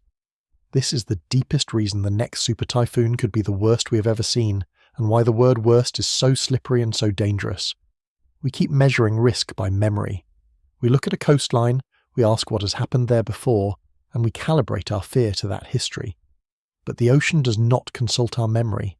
It follows the physics, and the physics is changing under us. The absence of a catastrophe at a given coast is not proof that the coast is safe. It may only mean that the particular storm that coast is now physically capable of receiving has not happened to form and aim itself there during the few decades we have been watching. The grey swan is not a fantasy. It is the storm hiding in the gap between what our records contain and what our oceans now allow, and that gap is widening every year. Let me explain why the Persian Gulf finding is so unnerving, because it is the clearest example of how the absence of a disaster fools us. Tropical cyclones do not normally form in the Persian Gulf, and there are real reasons for that. The waters are warm, extraordinarily so, but the surrounding air is often dry, and the patterns that organise storms elsewhere are usually missing there. So the historical record is blank. Not rare. Blank. 0 recorded tropical cyclones. If you live on that coast, every piece of evidence your own experience can offer tells you such a storm is simply not something that happens here. And yet, when the physics was run forward thousands of times in those simulations, storms appeared, fed by some of the warmest seawater on the planet, capable of driving catastrophic surges into cities and infrastructure that have never once prepared for such a thing. Because why would you prepare for something that has never happened? That is the grey swan in its purest and most frightening form. The danger was always physically possible. The record was simply too short and too lucky to have caught it yet, and a warming world tilts the odds further toward the day it finally does. The probabilities here are worth stating plainly, because they are both reassuring and alarming at once. The researchers estimated that these unprecedented storms, in places like Tampa, currently carry an annual likelihood on the order of 1 in 10,000. That sounds comfortingly remote, and on any given year it is. But two things should puncture the comfort. First, 1 in 10,000 is not 0, and we make consequential decisions, where to build, what to protect, every day on coastlines facing exactly these odds, usually without knowing it. And second, the same work found that warming pushes those odds upward through this century, in some scenarios by several-fold, so that what is a 1 in 10,000 event today becomes meaningfully more likely by the time today's children are grown. The rare disaster is not staying rare. It is creeping toward us, year by year, on a coastline near you, whether or not anyone has told you so. And this exposes the great flaw in how human beings instinctively judge danger. We treat the absence of a catastrophe as proof of safety. We look at a coast, note that nothing terrible has happened there in living memory, and quietly conclude that nothing terrible can. But the absence of an event in a short record is not evidence that the event is impossible. It may only mean that the particular storm a coast is now physically capable of receiving has not happened to form and aim itself there during the brief window we have been watching. The records we trust were written by an ocean that no longer exists, a cooler ocean with a lower ceiling. Trusting them to tell us our limits today is like trusting a decades-old map to navigate a coastline that has been quietly reshaping itself ever since. So now widen the lens one final time. We have a rising ceiling, a deepening fuel tank, explosive rapid intensification, storms already climbing off the top of the scale, and grey swan catastrophes lurking on coasts that have never seen them. The storm is more possible than ever, but a storm, however monstrous, is only half of a disaster. The other half is what it hits. And the worst we have ever seen will not be decided only by how strong the storm gets out at sea. It will be decided by the single most consequential variable of all, the one humanity has been changing faster than the climate itself. It will be decided by who is standing on the coast when the storm arrives. And there are now more people standing on the world's most exposed coastlines than at any moment in the history of our species. Part 11. The Targets. Let me give you the number that should reframe everything you have heard so far. The strongest storm in the world crossing empty ocean kills no one. A merely strong storm aimed at the wrong city can kill more people than every storm we have discussed tonight combined. So the question that decides the worst we have ever seen is not only how violent the storm gets, it is how many human beings and how much of human civilization happens to be sitting directly in its path. And on that front, the trend is not just rising, it is exploding. Because while the ocean has been warming over the last half-century, humanity has been doing something arguably even more consequential. We have been crowding onto exactly the coastlines these storms target, in numbers without any precedent in our history. Consider the Pearl River Delta in southern China. Over the last few decades, it has grown into what is now the largest contiguous urban area on the entire planet, a sprawling megacity that has surpassed even Tokyo, home to something on the order of 60 million people. 60 million. And it sits on low-lying, flood-prone coastal ground, fronting a warm sea, squarely inside the most powerful typhoon basin in the world. Now layer in a fact from the measurements. Along the Chinese coast, the frequency of storm surges exceeding 2 meters has roughly doubled since the 1980s. The surges are getting more common and higher, the city is getting larger and more crowded, and the two trends are converging on the same patch of vulnerable shore. This is the central thread of tonight written in concrete and human lives. The rising ceiling determines how strong the storm can get. The growth of a city like this determines how catastrophic it is when that storm arrives. It is not only the Pearl River Delta. Shanghai, one of the largest and wealthiest cities on Earth, sits on low ground at the mouth of the Yangtze, exposed to the same basin. Metro Manila fronts a shallow bay, and shallow water is the worst possible setup for storm surge, because a gently sloping, shallow seafloor lets the storm pile the water higher as it approaches. The same cruel, funneling geometry that drowned Tacloban during Haiyan. Across Asia and around the world, the estimates suggest that more than 1 billion people will live in coastal megacities by around 2050. 1 billion people, many of them in the path of these storms, many in cities that have grown so fast that their infrastructure, their drainage, their evacuation plans, and their collective memory have not remotely kept pace with their population. This is why the worst we have ever seen may not announce itself as the strongest storm ever measured. It may announce itself as a storm of merely terrible, not record-shattering intensity that happens to take dead aim at one of these enormous, low-lying, underprepared coastal cities. Run the grim arithmetic. Haiyan killed roughly 6,300 people in a city of a few 100,000. Now imagine a comparable storm, or a stronger one given the rising ceiling, driving a surge into a delta holding tens of millions, where the water can funnel up a shallow coast into streets packed with people who, like the residents of Tacloban, picture a typhoon as a wind event and a sturdy roof as enough. The potential death toll in that scenario is a number most of us do not want to say out loud, and nothing about it requires inventing a new kind of storm. It only requires a storm we have already seen, pointed at a city we have already built. There is a particularly bitter irony hiding in here, and it connects to the grey swan idea from a moment ago. The very cities most exposed are often the ones that feel safest, because their explosive growth happened recently, within a window that has not yet included their worst possible storm. A city can triple in size over a few decades without taking a single direct hit from a top-tier typhoon, and that absence breeds a false confidence. People look at the recent history of their booming coastline, see no great catastrophe, and conclude the danger is overstated. But the recent calm is not evidence of safety. It is just the short window, the same trap that Tacloban fell into when it forgot the flood of 1897, scaled up now to megacities of tens of millions.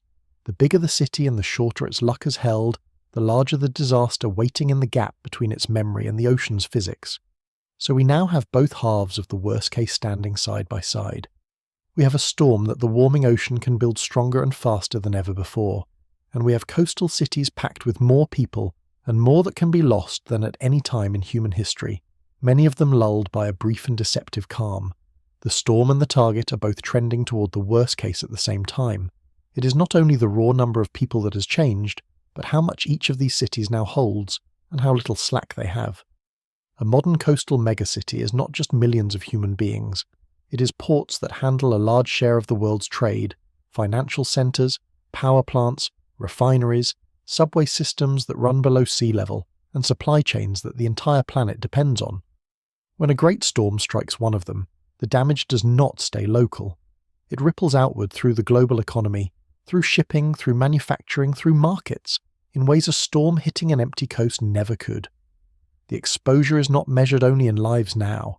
It is measured in the trillions of dollars of assets that humanity has stacked, often within a few feet of sea level, directly in the path of the storms we have spent this whole video watching get stronger. And the recent near misses should worry us more than they reassure us. In 2018, a powerful typhoon swept across the northern Philippines and bore down on the Pearl River Delta, forcing the evacuation of millions and battering Hong Kong and the surrounding coast with a serious surge. In 2019, an enormous typhoon struck Japan and dumped staggering amounts of rain on the region around Tokyo, one of the most prepared and well-engineered places on Earth, and still caused widespread deadly flooding. These were not the worst-case storms. They were ordinary entries in the modern catalogue, and they still strained some of the most capable coastal defences humanity has ever built. Now imagine not the ordinary modern storm, but the worst one, the record breaker we have been describing, arriving at full strength, perhaps after a last-minute rapid intensification, at one of these enormous, crowded, asset-stacked coasts. The defences that barely held against the ordinary storm were never designed for the one the warming ocean is now capable of building. The bitter truth is that the cities most at risk are very often the ones growing the fastest, which means their infrastructure, their drainage, their building codes, and their collective memory are all racing to keep up with a population that has already arrived. A delta city can double in a generation, throwing up neighbourhoods on low, reclaimed, flood-prone ground faster than any seawall or evacuation plan can be built to protect them. And because that explosive growth has usually happened within a window that has not yet included the city's worst possible storm, the people living there have no personal experience of catastrophe to calibrate their fear. They feel safe because nothing has happened yet. And nothing having happened yet is, as we have seen again and again tonight, the most dangerous illusion of all. But there is one more twist, one final trend that makes the geography even more treacherous, because it turns out the storms themselves are no longer staying where they used to. They are migrating, they are slowing down, and they are starting to threaten coastlines that were, until recently, beyond their reach. Part 12. The Drift. For most of human history, you could draw a rough map of where the great tropical cyclones reached their peak strength, and that map stayed put. The tropics had their storm-prone zones, and the regions farther from the equator, the higher latitude coastlines, sat largely outside the worst of the threat. People built cities, planned infrastructure, and calibrated their fear according to that stable map. But over the last several decades, careful analysis of the global record has revealed that the map is no longer holding still. The latitude at which tropical cyclones reach their lifetime maximum intensity has been migrating away from the equator, toward the poles, at a rate of roughly 60 kilometers per decade, about 1 degree of latitude every 10 years. The storms are reaching their most dangerous strength farther north and farther south than they used to. That number, 60 kilometers per decade, might sound slow, but run it forward across the decades and it means the zone of maximum danger is creeping steadily toward coastlines and populations that historically sat outside it, places with less experience of catastrophic storms, weaker building codes against them, and less ingrained cultural memory of how to survive them. It is the grey swan idea again, but moving, a slow migration of the danger zone toward shores that have always considered themselves relatively safe. The storms are walking toward new victims, 1 degree of latitude at a time, and the people in those newly exposed regions have the least preparation precisely because, until now, they have needed it least. And then there is the second strange behaviour which compounds the first. The forward speed of tropical cyclones, the pace at which they travel across the map, appears to have slowed over the past 70 years by something on the order of 10% globally. A slower storm sounds less frightening, but it is often the opposite, and the reason is rain. A storm that crawls across a coastline rather than racing across it dumps far more rain on each location it passes over, because it simply sits there longer, hour after hour, pouring water onto the same ground.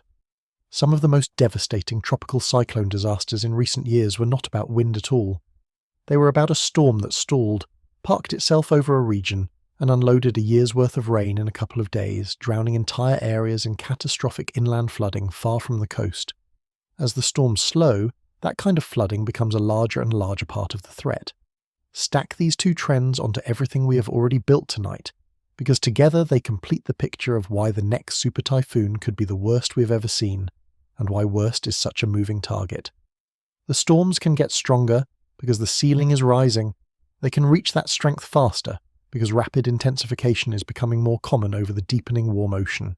They can strike coasts that have never recorded such a thing because the grey swans are real and the danger zone is migrating poleward. They can drown places far inland because they are slowing down and dumping more rain. And whatever they hit a more crowded world than ever before. Every single one of these trends points the same direction. Not one of them points towards safety. They are all, quietly and simultaneously, raising the odds and the stakes of the worst case. Why are the storms migrating poleward at all? The leading explanation ties it to a broad change in the circulation of the atmosphere. The belt of the tropics, the warm band around the planet's middle, appears to be expanding as the world warms, pushing the boundaries of the tropical zone toward both poles. As that happens, the conditions that let a storm reach its maximum strength, the right combination of warm water and low wind shear, shift poleward too, away from the equator and toward the subtropics. The storms follow the favorable conditions, so the zone where a typhoon can climb to its most dangerous intensity is migrating, slowly and measurably, into latitudes that historically sat on the safer edge of the threat. Coastlines that used to receive these storms only after they had weakened may increasingly receive them closer to full strength. Think about what that means for the cities sitting in those higher latitudes, the ones that have always considered powerful tropical cyclones a problem for somewhere farther south. Their building codes, their flood defences, their emergency plans, and their cultural memory were all shaped by a milder threat. They are, in a sense, the grey swan coastlines of the future, places where the unprecedented becomes possible not because they moved, but because the storms did. And just as with every other trend tonight, the people least prepared are precisely the ones who have, until now, needed preparation least. The slowdown compounds it in a different way. A storm that crawls is a storm that lingers, and a storm that lingers over one place pours far more water onto it. We have already seen, in recent years, what happens when a tropical system stalls near a coast and simply refuses to move, unloading the rainfall of many ordinary storms onto the same unlucky region over days, drowning areas far inland that thought themselves safe from a coastal storm. The wind threat is concentrated at the coast. The water threat when a storm stalls can reach deep inland and last for days. As these systems slow, that kind of catastrophic, prolonged inland flooding becomes a larger share of the danger, and it strikes places that do not even think of themselves as vulnerable to a typhoon at all, because they are not on the coast. The storm reaches them anyway, as rain that does not stop. So stack all of it together one final time, because this is the full machine. The ceiling on intensity is rising as the ocean warms. The break that held storms below that ceiling is weakening as the warm layer grows. Rapid intensification lets storms reach their peak faster than we can react. The storms are climbing off the top of the scale we built. Grey swan catastrophes wait on coasts with no memory of them. The danger zone is migrating toward new latitudes. The storms are slowing and drowning the land. And every one of those storms now meets a more crowded, more exposed world than any storm in history ever has. Not one of these trends points towards safety. Every single one of them raises either the odds or the stakes of the worst case, and most of them raise both. This is the part where it would be easy to feel like the whole thing is hopeless, like the ocean has simply decided to come for us and there is nothing to do but wait. But that is not the right takeaway, and it is not where this ends. The trends are real, and they are serious, and I am not going to soften them, because you deserve the honest picture. But understanding a threat is the first and most important step towards surviving it. The forecasters and scientists tracking these storms are not helpless, and neither are the people in their path, if they understand what is actually coming and why. So before we close, I want to deal directly with the stories people tell themselves to avoid this reality, the comforting myths and the conspiracy theories that spring up around every great storm because they are not just wrong, they are dangerous, in a very specific and deadly way. And then I want to give you the one honest answer to the question this whole video has been circling, not if the worst storm is coming, but when and where and whether we will see it in time. Part 13. When, not if. Every time one of these monsters forms, a particular set of stories forms right alongside it, and they spread faster than the storm itself. Someone, somewhere, will insist that the typhoon is not natural at all, that it was created or steered by a secret facility, by an antenna array in a frozen field, by aircraft seeding the clouds, by a government with a weapon disguised as the weather. These claims feel powerful because they offer something the truth does not. A villain, a hand on the wheel, someone to blame. And I want to take them seriously enough to actually dismantle them, because the real explanation is both more honest and, frankly, more frightening than any conspiracy. Start with the idea that some facility creates or steers these storms. The way to test a claim like that is not with outrage, but with arithmetic, with energy. A mature tropical cyclone is one of the most powerful events on the face of the planet.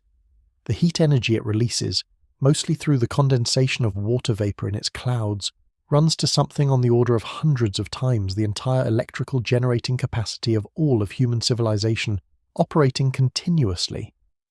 Every second, the storm is processing an amount of energy that dwarfs everything our entire species produces. Now set that against the facilities people point to. A high-powered research transmitter operates in the range of a few megawatts, 3.6 megawatts for the most commonly named one. The gap between a few megawatts and the power of a typhoon is not a little gap. It is something like 15 orders of magnitude. That is a 1 followed by 15 zeros. It is roughly the difference between the push of a single feather and the weight of a mountain range. You cannot create, intensify or steer a heat engine the size of a country with a device that produces a quadrillionth of its power. The energy simply is not there, by a margin so enormous it ends the conversation. And cloud seeding, the one form of weather modification that actually does something measurable, does not help the conspiracy either. Seeding can, under the right conditions, coax a bit of extra rain out of a cloud that was already going to rain anyway. That is the entire extent of its power. It cannot conjure a storm out of clear sky, it cannot assemble a 1,000-mile spiral of warm, moist air, and it certainly cannot grab a super typhoon and aim it at a chosen city. The tools simply do not scale to the phenomenon. Believing they do is like believing you could redirect a river by blowing on it. Then there is the softer version of the conspiracy, the claim that the storms are natural, but the authorities hide the real forecasts, suppressing the truth to prevent panic or to serve some hidden agenda. This one collapses against the simple structure of how storm forecasting actually works. The agencies that track these storms, the warning centers in the United States, in Japan, in the Philippines and elsewhere, publish their data, their satellite imagery, and their intensity estimates openly, in close to real time, where anyone on Earth with an internet connection can see them. Independent meteorologists and amateur storm watchers around the world pull that data constantly and scrutinize it, second-guess it, and argue about it in public. When different agencies disagree about a storm's exact strength, as they sometimes do, that disagreement happens out in the open, visible to everyone, because it reflects the genuine, brutal difficulty of measuring the winds inside a storm that no instrument can survive at close range. There is no hidden forecast. There is only the hard, transparent, collaborative work of many people trying to measure something monstrous from the outside. But here is what I find genuinely telling about all of these theories, and it is worth saying plainly. Every one of them is an attempt to put a human hand on the wheel, to make the storm somebody's fault, somebody's plan, somebody's weapon. And I understand the appeal, because the alternative is harder to sit with. The truth is that there is no hand on the wheel. There is no villain steering these storms toward us. There is only an ocean that we have been quietly warming for generations, storing up more and more heat in its upper layers, raising the ceiling on what these storms can become, and loading the dice a little more heavily with every passing year. No one is aiming the next super typhoon. That is precisely the problem. It will form where the physics allows, strengthen as far as the warm water permits, and go where the steering winds carry it, indifferent to us entirely. A steered storm, at least, would have a logic we could fight. A storm with no driver and a rising ceiling is something we can only prepare for, and prepare for honestly. So let me give you the honest answer to the question this whole story has been circling. Is the worst super typhoon we have ever seen actually coming? The careful answer, the one the science supports, is that over a long enough horizon it is very close to a certainty, and the reason is that everything required for it is already here, separately, in the data. We have measured the rising ceiling. We have watched storms climb off the top of our scale, 5 of them, all in the last decade. We have measured the deepening reservoir of warm water that disables the break. We have documented rapid intensification growing more common over that warm water. We have modelled the grey swan storms waiting on coasts that have never seen them. And we have built, with our own hands, the crowded coastal megacities that turn a strong storm into a mass casualty event. Each of those ingredients exist right now. The only thing that has not happened is all of them arriving at the same place on the same unlucky day. And that is not a question of whether, it is a question of when. But notice what we still cannot do, because this is the real mystery, the one that should stay with you after everything else fades. We can calculate that the ocean is now capable of supporting a storm stronger than any in our records. We can watch the strongest storms already brushing past the top of the scale we built, and yet we cannot tell you the year it will happen. We cannot tell you which coastline it will find. And most unsettling of all, because of rapid intensification, we may not be able to tell you it is coming until the final hours, when a storm that looked survivable yesterday explodes overnight into something that is not, just offshore, just before it arrives. The physics gives us the certainty of the trend and denies us the precision of the moment. We know the loaded dice are going to come up eventually somewhere. We just do not get to know when they will be thrown, or who will be standing underneath when they land. Let me push the cloud seeding point a little harder, because it is the one piece of real weather modification that exists, and understanding its limits dissolves the whole fantasy. Cloud seeding works, when it works at all, by adding tiny particles to a cloud that already contains moisture, giving water droplets something to form around so they grow heavy enough to fall. That is the entire mechanism. It requires a cloud that was already most of the way to raining. It cannot create moisture, it cannot organize a storm, and its measurable effect, even in the best conditions, is to nudge rainfall by a modest fraction. We cannot reliably make an ordinary rain cloud produce noticeably more rain. The idea that the same toolkit could conjure a 1,000-mile heat engine out of clear sky, or grab one already spinning and steer it across an ocean toward a chosen city, is not a small exaggeration. It is like claiming that because someone can light a match, they can therefore aim the sun. The gap between the real capability and the imagined one is so enormous that the comparison stops being meaningful, and it is worth being honest about why these theories are so seductive, because the reason is human and understandable. When something enormous and terrifying happens, the mind recoils from the idea that no one is responsible, that it was simply physics and chance and a warming sea. A villain is strangely more comforting than an indifferent ocean. If someone made the storm, then someone could be stopped, punished, fought. There would be a logic to it, a will behind it, a hand we could grab. The truth is harder to hold because the truth offers no one to blame and nothing to fight, only a system we have changed and must now live with. But I would argue the truth is also the more useful thing to know, because while you cannot prepare for a conspiracy, you absolutely can prepare for physics. And that is where this stops being a story about doom and becomes, if we let it, a story about what we actually do with what we know. Because here is the part the fear can make you miss. We are not helpless in front of these storms, and the proof is in the numbers we have already talked about tonight. Remember Goni, the strongest landfall ever recorded, and remember that it killed dozens rather than thousands, because nearly 1 million people were moved out of its path in time. That was not luck. That was a warning system, built by people, working exactly as intended. The satellites that watch these storms from orbit, the aircraft that fly into them, the floats that measure the warmth below the surface, the forecasters who turn all of that into a track and a warning, the officials who order the evacuation, and the ordinary people who choose to heed it. That entire chain is the thing standing between a strong storm and a mass grave. Every link we strengthen saves lives. Better forecasts buy more warning time. Better building codes mean more structures survive. Honest communication about storm surge, the water that does most of the killing, means more people flee the thing that will actually drown them instead of bracing for the wind that will not. So the rising ceiling is real, and the warming ocean is real, and the migration and the slowdown and the crowded coasts are all real, and I am not going to pretend otherwise to make you feel better. But the correct response to all of that is not despair. It is attention. It is taking the forecast seriously when it comes, even when the sky still looks calm. It is leaving when you are told to leave, especially from the water, especially when the storm is intensifying fast. It is understanding before the season even begins that the quiet ocean is not a promise of safety, but a period of preparation for the sea and for us both. The storms are getting stronger. That is not in our hands. Whether we see them coming and whether we get out of the way, very much is. So think back to where we started tonight, to that warm and quiet ocean, the empty maps, the gentle water that looked so much like peace. You understand it differently now. That calm is not the absence of the threat. It is the ocean charging, storing heat far below a surface that betrays nothing, raising a ceiling we cannot see in the long silence between the storms. Somewhere out in that quiet water, in this season or another one not far off, the conditions will align. The brake will fail. A storm will find a deep reservoir of warmth and a clear runway and nothing to stop it, and it will climb, faster than we expect, toward a limit higher than any storm has ever reached. And the only thing standing between that storm and the worst day in the history of some coastal city is whether we understood, in the quiet beforehand, exactly what the warm ocean was building and whether we chose to listen.